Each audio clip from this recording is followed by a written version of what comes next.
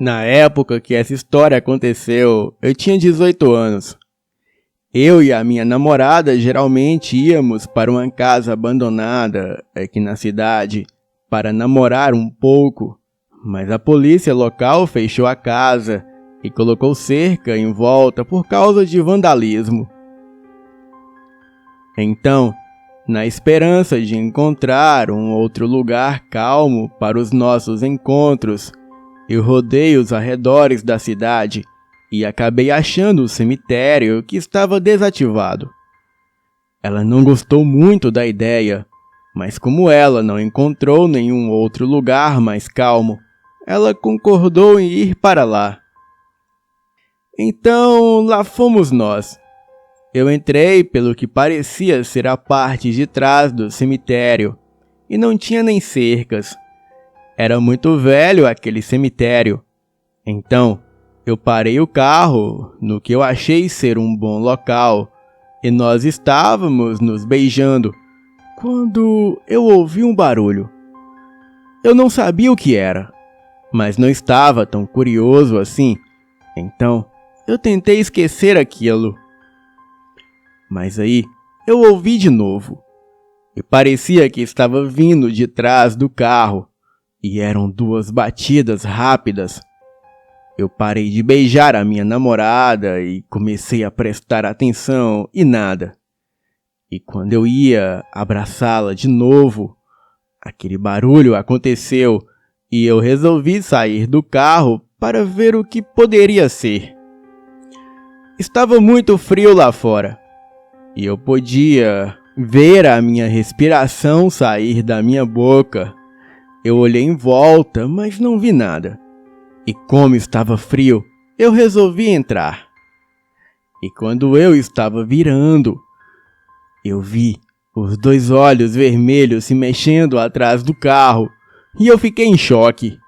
Eu não podia ver direito por causa da escuridão, mas eu podia ver o suficiente e era uma criatura parecida com um demônio pequeno e pálido e de pele avermelhada. E de vez em quando, ele dava 2 pulinhos rápidos, uma risada sinistra, e eu fiquei lá parado olhando aquilo, fascinado por quase 1 minuto. Eu não sabia o que ele estava fazendo ou por quê, mas aparentemente ele não tinha me visto. Então, a minha namorada abaixou o vidro, colocou a cabeça para fora e perguntou se estava tudo bem. O bicho notou a voz alta dela e virou para mim, me olhando com aqueles olhos vermelhos cheios de ódio. Ele fez um som parecido com aquele que gato faz quando arrepia todo e mordeu o ar umas 2 vezes. Eu escutei o barulho dos seus dentes rangendo e eles eram pequenos e pontudos. Eu gritei, tentei abrir a porta do carro e quando eu abri, a minha namorada que estava apoiada nela, ela caiu no chão. Ela começou a me xingar, mas eu peguei ela e joguei para dentro do carro novamente. E eu ia entrar quando aquele demônio pulou em mim. Mas quando ele devia ter me acertado, ele me atravessou como se eu não existisse. Ele caiu no chão do outro lado e afundou na terra. Eu olhei para o chão por um momento, tentando entender o que tinha acontecido. Então, eu entrei no carro e tranquei a porta. A minha namorada nunca viu aquele demônio. Ela só ficou perguntando o que tinha acontecido. E quando do ângulo que ela estava, ela deveria ter visto tudo. Mais tarde eu perguntei se ela tinha ouvido os barulhos, mas ela também disse que não tinha ouvido nada. Isso tudo aconteceu há 10 anos atrás, mas ainda, sempre que eu me lembro daquela noite, aqueles olhos vermelhos daquele demônio cheio de fúria, eu sinto calafrios. Boa noite.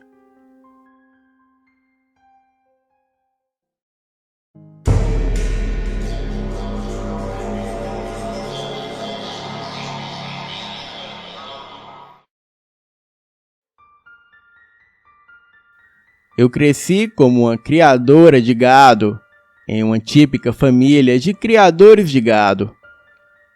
Os 5.000 metros de acres são parte de uma grande propriedade de 95 acres, que pertence à minha família, onde nós tínhamos os nossos rebanhos, e essa história é sobre 2 experiências, uma minha e a do meu enteado João. Era o começo de maio de 1990. O meu enteado e eu decidimos dar uma olhada pelo terreno para ver como as coisas estavam. Vimos pontes, riachos e as estradas e tudo parecia estar em ordem. Na sequência, nós chegamos perto de uma cerca que tinha no meio da fazenda e ela estava quebrada. Ela beirava uma pequena floresta que ficava na área que mais tarde nós chamaríamos de os 5 acres assombrados. Nós 2 entramos para ver se não tinha nenhum animal do rebanho perdido por lá. E assim que entramos, nós notamos que a atmosfera daquele lugar ficou mais pesada. E depois de um pouco de tempo lá dentro, eu comecei a ouvir vozes de crianças que pareciam estar brincando. E enquanto caminhávamos floresta adentro, eu comecei a passar mal, a ficar enjoada, muito enjoada. Um pânico tomou conta de mim e o som das vozes de crianças ficaram mais alto ao meu redor. Então, eu comecei a correr em direção a João e falei: eu tenho que sair daqui. Enquanto eu corria pela floresta, eu senti que o ataque não era exatamente ao meu corpo físico, por assim dizer. Eu sentia que era um ataque à minha alma. Parecia que algo queria rasgar a minha alma ao meio, e finalmente eu consegui sair da floresta e ir para a estrada de terra.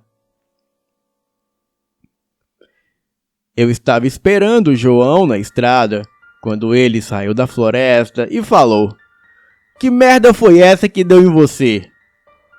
Eu simplesmente falei para ele que eu estava passando mal e que tinha que sair de lá. Algum tempo depois, um dos empregados falou que a cerca onde ficava o gado tinha quebrado e que alguns bois tinham fugido. Então, nós nos organizamos para tentar achar os animais e trazê-los de volta.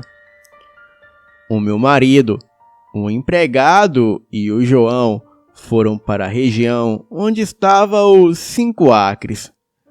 Nós tínhamos marcado de nos encontrarmos mais tarde em um certo ponto. E quando eles apareceram, o João estava realmente assustado. E ele nos contou sobre o seu encontro. João disse que entrou na floresta sozinho para ver se encontrava algum boi lá dentro perdido. Ele se cansou uma hora e sentou em uma pedra para descansar um pouco. E enquanto ele estava sentado lá, ele começou a ouvir vozes de crianças brincando, e as crianças pareciam estar perto, mas ele não as via. E ele estava para levantar e falar para elas que não deviam brincar na floresta porque é perigoso. E enquanto ele tentava ouvir as vozes e ver de onde vinham, ele viu um pequeno arbusto começar a se mexer como se tivesse alguém correndo em volta dele, e viu um graveto se levantar no ar e acompanhar os movimentos do arbusto, como se tivesse alguma criança segurando ele. E enquanto isso, ele podia ouvir as vozes rindo e falando: "Tá com você! Ah, agora tá com você!" Mas ele não conseguia ver criança alguma. E foi então que ele saiu correndo de lá. Um bom tempo depois, na primavera, o João e eu fomos no lugar onde ele teve o seu encontro e colocamos 2 gravadores com pilhas novas. Eles estavam funcionando perfeitamente, bem antes da gente ir tentar gravar o fenômeno. Os gravadores não funcionaram naquela parte da floresta, então desistimos. A minha impressão é que aquela parte da floresta pode ser um desses lugares onde colunas de energia negativa são emitidas da Terra e essa energia atrai espíritos negativos. E até hoje eu evito chegar perto daqueles 5 acres de terras. Boa noite.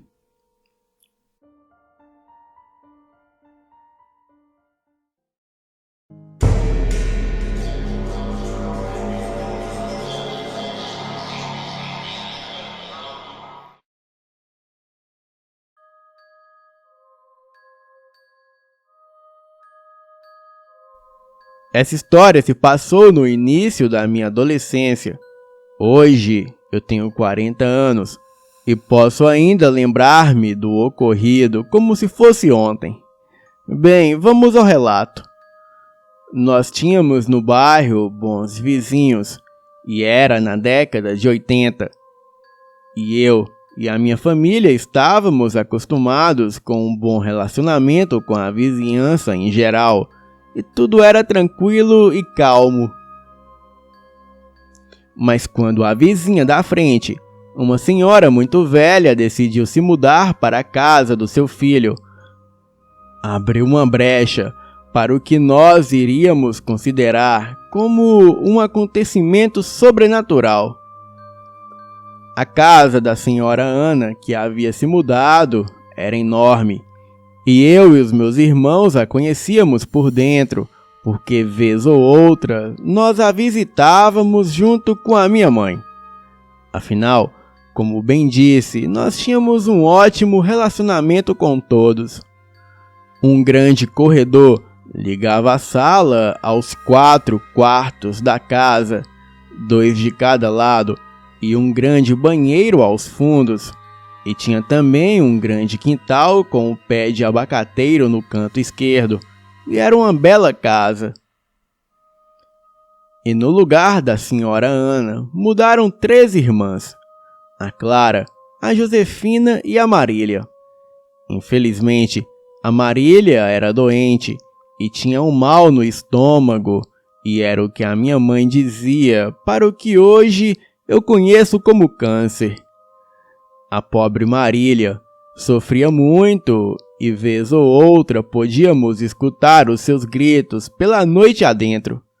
Eram gritos de dor e a pobrezinha gritava e urrava de dor e era espantoso e aterrador e chegava até a gelar a espinha e o sangue.